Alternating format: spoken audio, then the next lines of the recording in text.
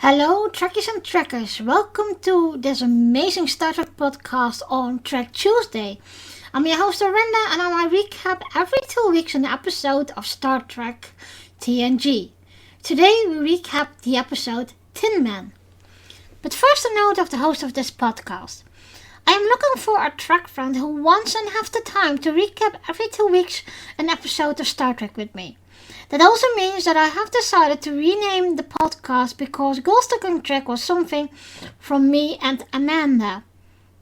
The podcast will now only be available on YouTube and on the Facebook group. If you are interested, please contact me. I would appreciate it if you like this video, subscribe to the channel and share it with your friends and family. And now for the plot of the episode. The Enterprise brings aboard the Betazoid Federation emissary Tam Elbrun and takes him to the distant star system. Elbrun, whom Deanna Troi previously knew when he was a mental patient, has a history of mental instability due to his overpoweringly strong telepathic capabilities.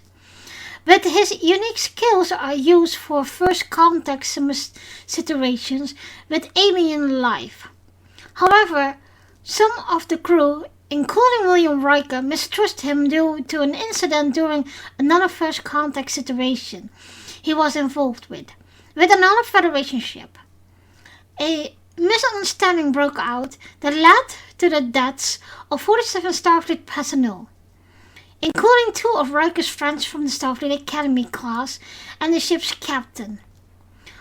On this particular mission, Elbrun's abilities are needed to try to coax a giant sentient spaceship, codenamed Tin Man, away from a star that is about to go supernova.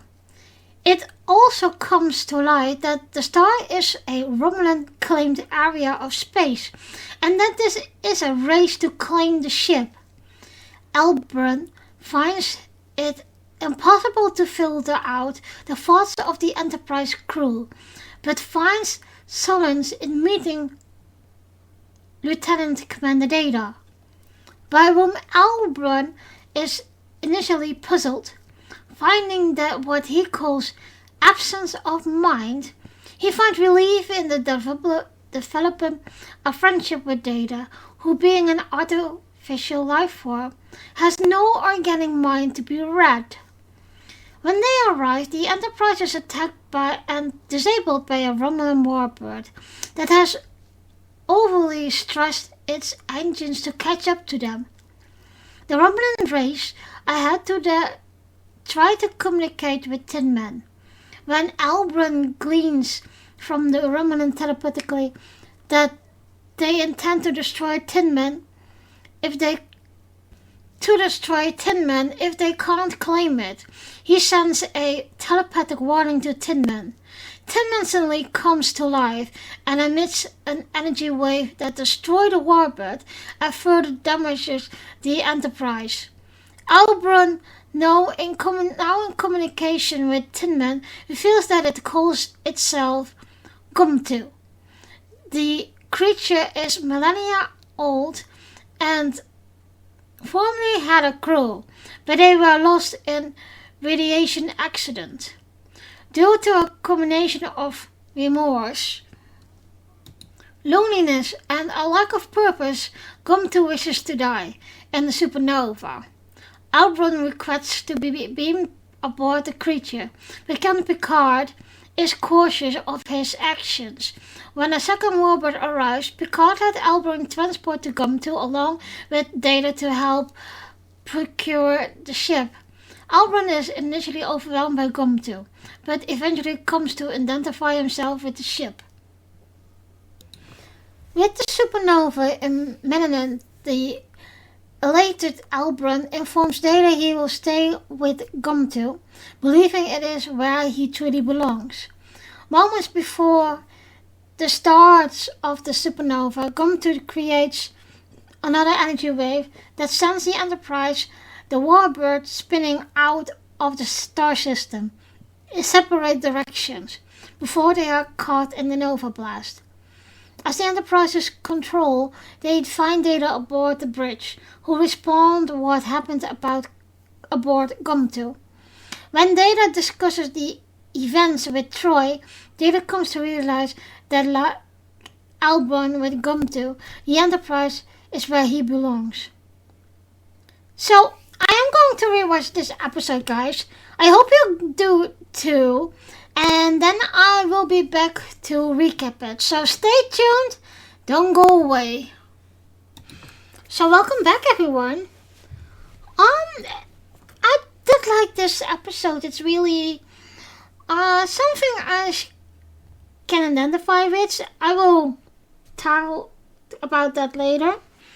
I could identify with Tam.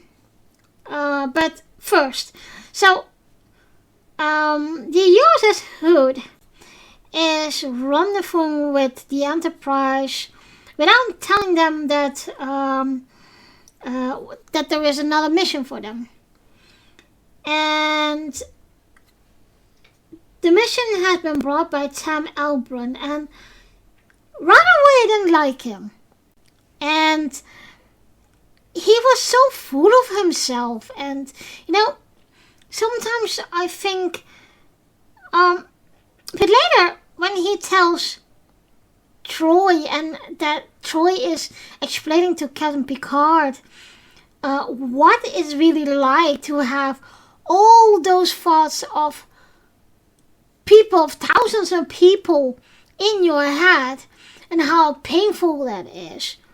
I could imagine that it is that sometimes he would react like that, and there was always something wrong with it with him. And later on in the episode, Data is actually telling Picard that Tam wants to go away from humanity or flee humanity because it's overcrowded in his head and he can't stop it. And he wants to have peace and rest in his head. And guys, I can relate to that in a great instance, not because I can hear thoughts of anyone's thoughts, but I have my whole life long that I have been sensitive for energies, and I have been talking to spirits for a long time. So let me explain to you what it is for me. So if I am in a group, I'm always quiet.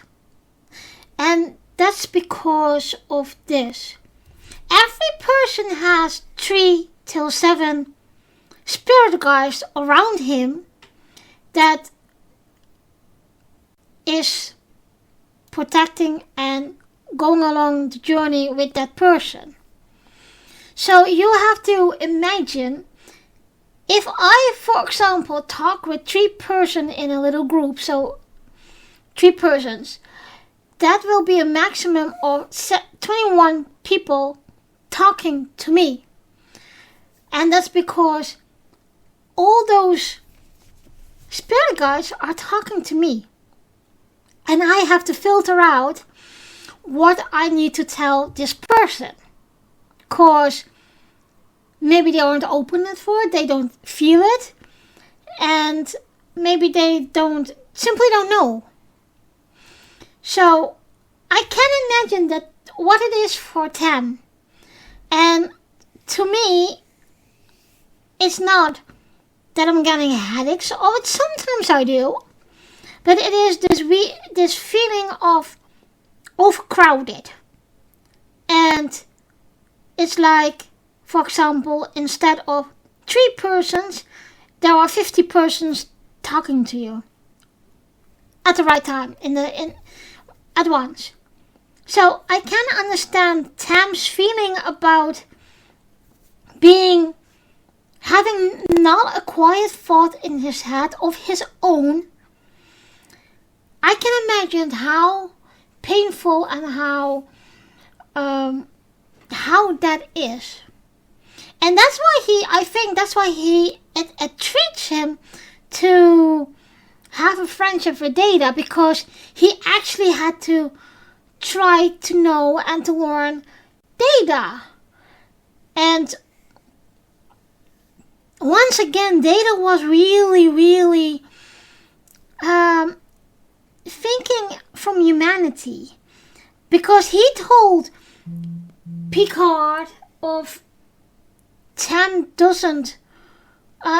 wants to flee humanity because he wants to create peace and quiet in his mind.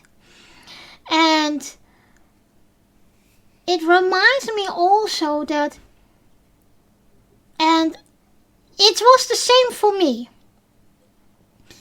when you have these special abilities, you are always will be lonely. And yes, I have been lonely, but I also have Star Trek. And the Star Trek community always have been, let me say, 95%, it always has been good. So, they also help me to cope with certain things. And Star Trek will always be in one way my savior. And I think I can speak for all of more people and Trekkies who has the same thing, that they have had a dark period in their lives, and Star Trek was the only light they got. So when Tam is coming aboard, Troi tells Picard that Tam was a patient of her. And through the whole episode, I had the feeling she's still watching over him. And she was the one who could understand what he's going through. The only thing is, she has that in less form than he does. And I think also that makes Tam in one way unique to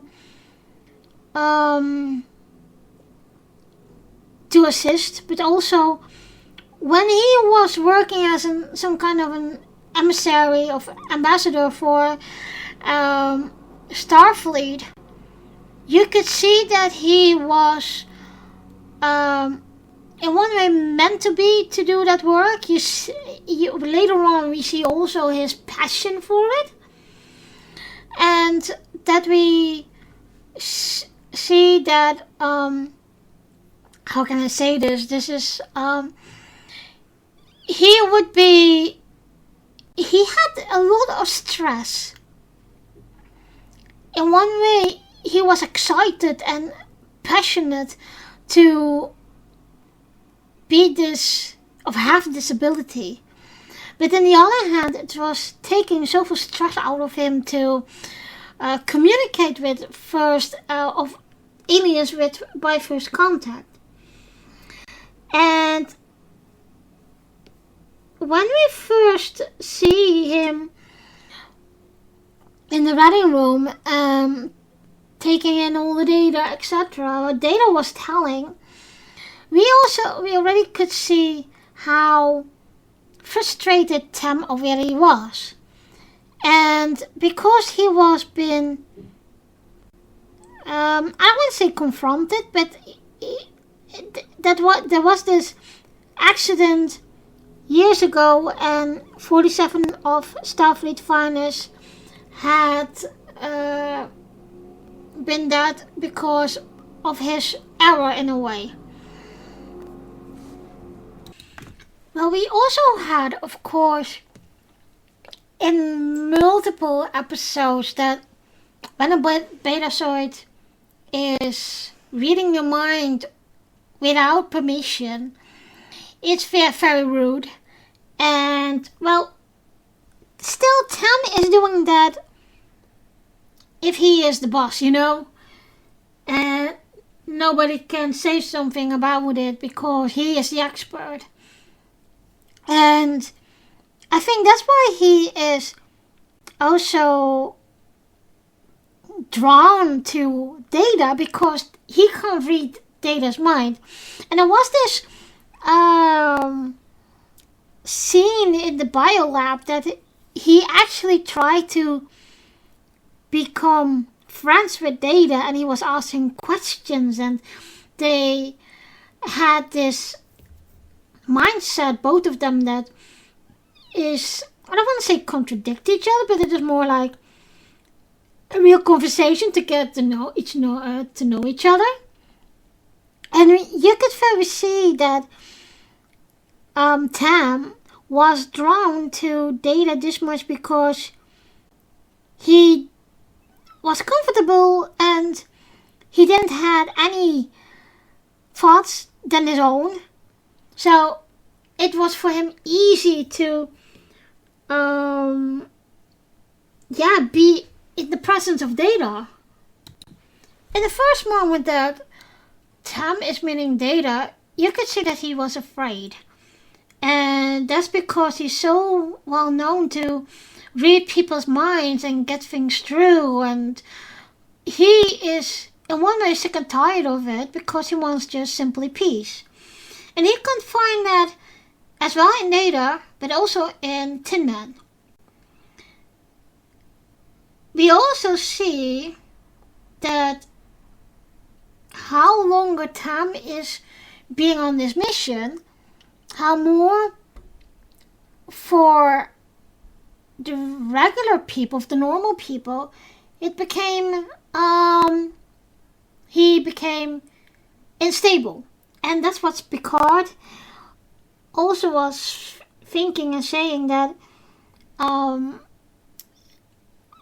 in a moment that when Tam was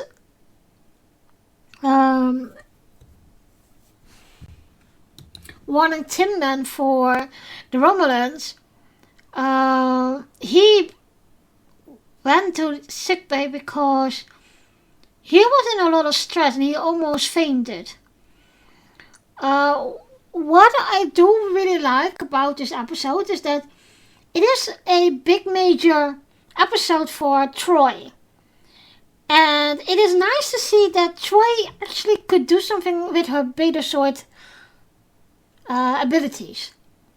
And we see a little bit background of it too, and explained how it works for a Betazoid to have these abilities.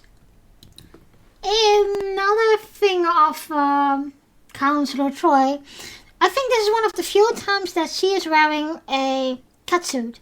It always reminds me what Jerry Ryan always say about the catsuit of 7 of 9. She hated it. And I think the catsuit Troi is wearing is a better variant of the catsuit of 7 of 9. At least this is more, it's not, what is it, latex or what was it? I can't remember now, but okay. I did like it. It's nice, and it's very nice to see also how this episode had a grip on her. And, it's just like, it is that Troi, although Tam is here, for example, the better side, Troi had to safeguard or safekeep Deanna Troi. And the worst part is that I think that Diana, because you have episodes for Troi that it is very for her part large, but also most of the time we don't see her that much in weaving in what she is for the Enterprise. The only thing that I really love about this episode as well is that you could see that although Tam is the head character here and is the boss, you could see that without Troi and Data, Tam wouldn't be there and could be functioning as he did. And to take Data with him to Tin Man, and that is the best part, I think, of this episode. Data understood completely what Tam meant. And later on in the end of the episode, Data is telling Troi that just before Tin Man is sending him back to the Enterprise, is that the Enterprise was Data's home. And I think that we really could see now how Data is grown in the last few years. And although of course he is a android, he's still learning the human concept and how human thinks. And that's what I always loved about Data. When he is saying something in the line of what humans would say, it is some kind of a miracle that he is saying it and have to direct people or the crew of the Enterprise back in what is totally human. And I remember Amanda saying this of that is why we love Data, and that is true in one way. And we have now in Star Trek Picard with all the sins and etc. But Data is always unique and will always be my favorite because yes, he was more robot than a synth will be, but he has the capacity to feel and be like a human. And that's what I always say. It's always reminds me of that movie with Robin Williams as he was being a robot and want to change in a human. And just after his dad or before his dad, the counselor granted him to say, yeah, you are human. Can't remember the name of the movie, but okay.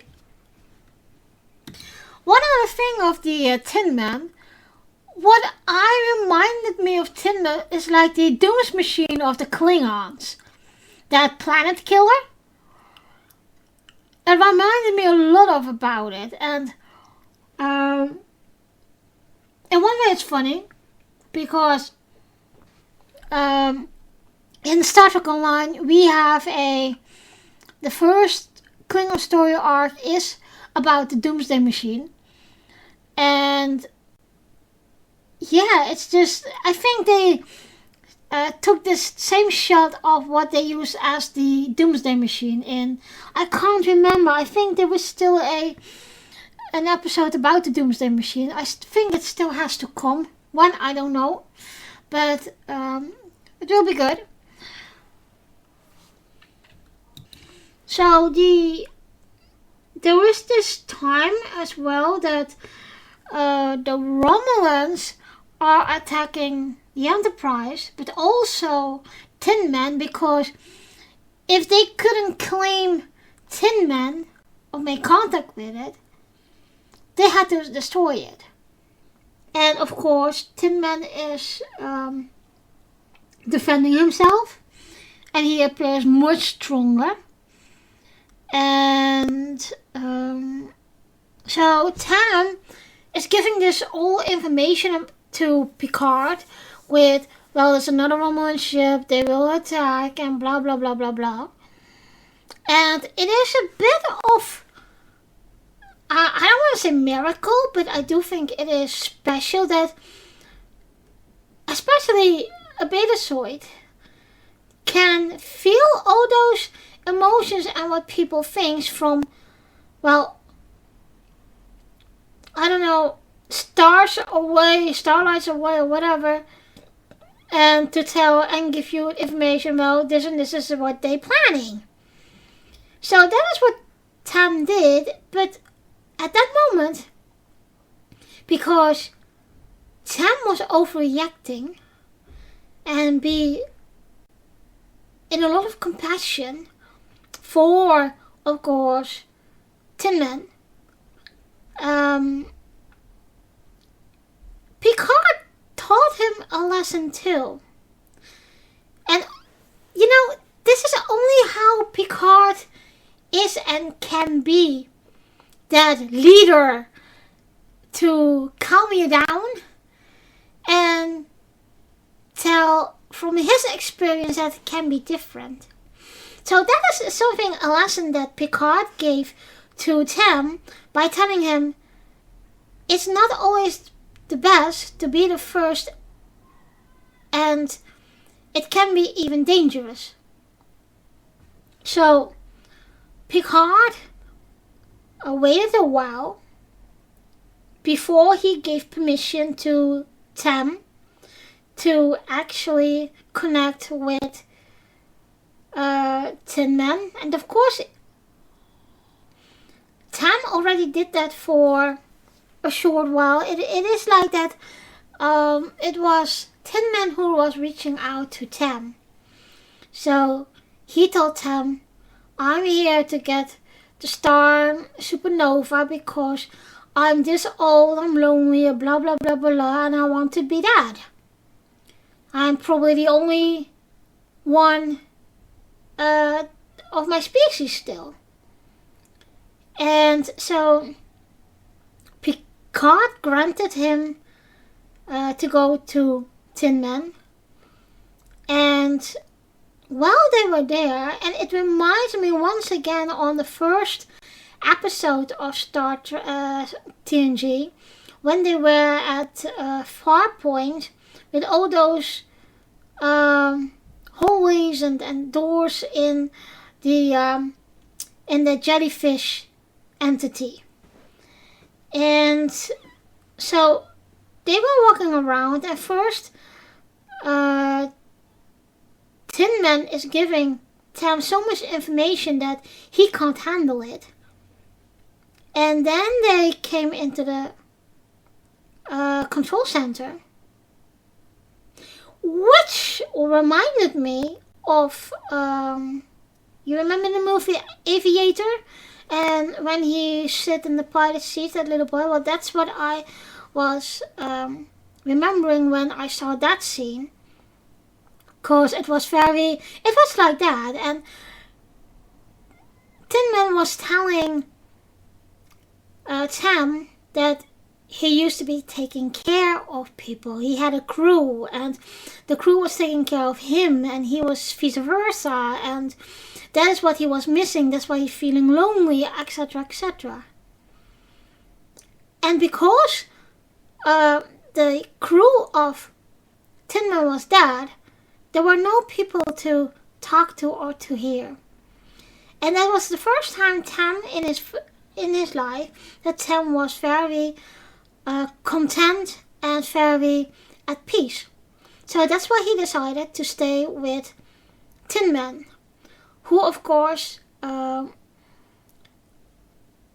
told Tam that his name was Gumty. And I think it is very beautiful written in the way of that. I think you can identify it with, okay, for now, for this moment, I want to just get in my sweatpants and jogging and then just have some tea or coffee or whatever and just be lazy on the couch or sleeping on the couch or whatever. And that is what that's the feeling I got when Tam get to rest. Or took his rest. So the most beautiful thing is that I think in the message in this of this episode is that it's nice to be home alone, do what you want. If you are be lazing or sleeping or whatever, just take that peace in your mind and in your belly to come back to yourself. That's why people have and need retreats and meditation, yoga, you name it. And I do think this is a very nice episode of just telling us people that we are not robots.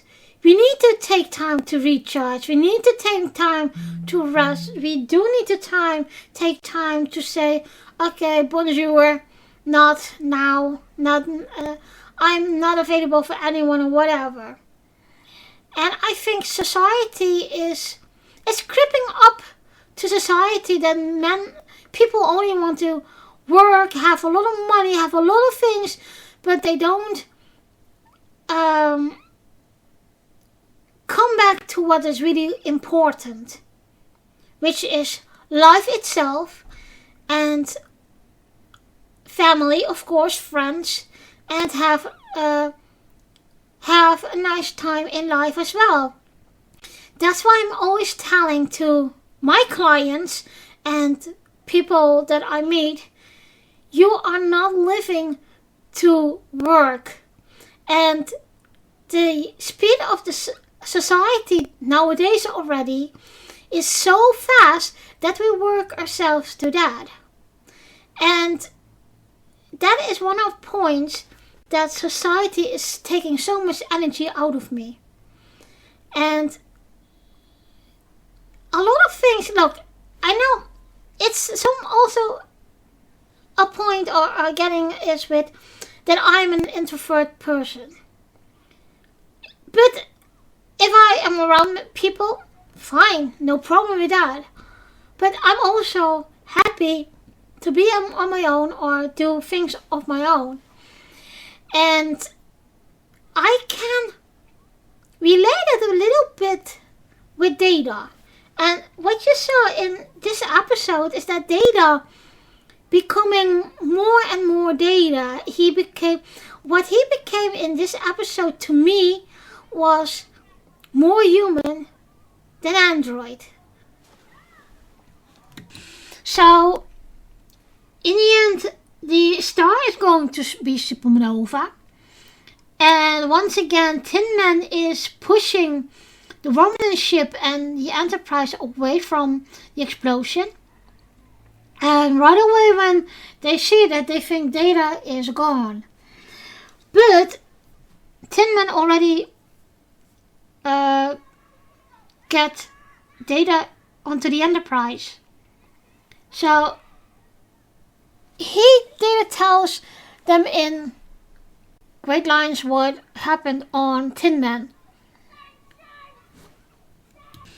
So in the last scene we see that Data have asked Troi to come to the wedding room, and Data was standing in front of the window.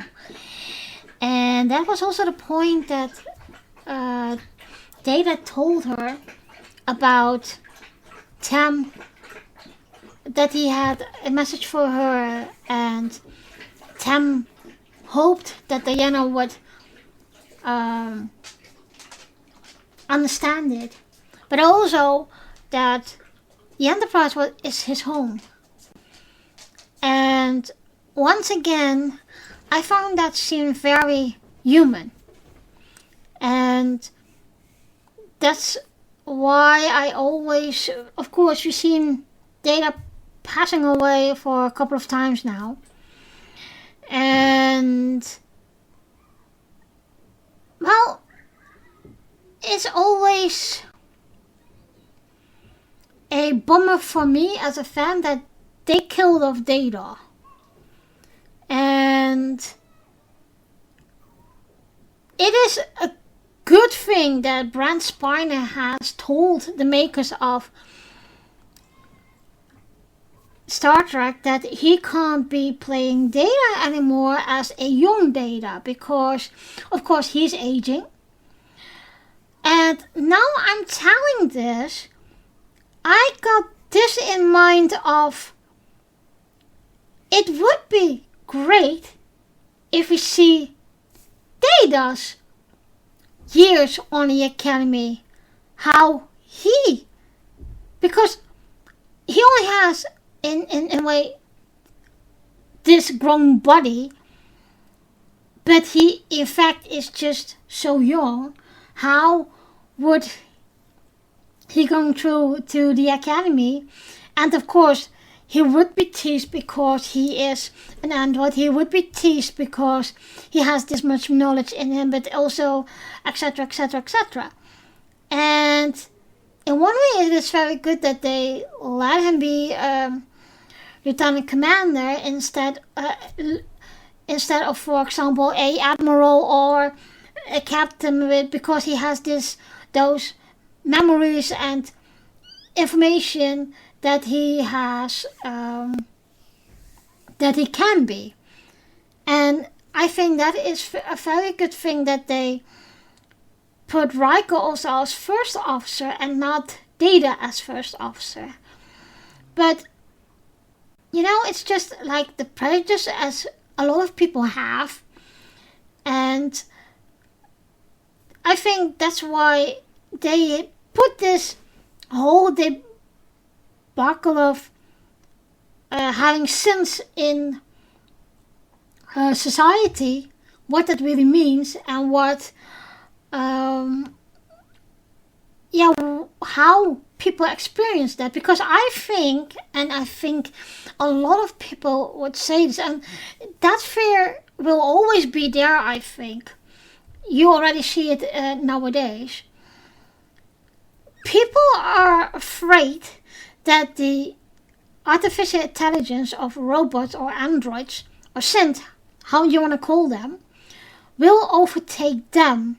And because an android and a robot are stronger than humans, we have the fear that they overcome us, and in that way will make us be slaves.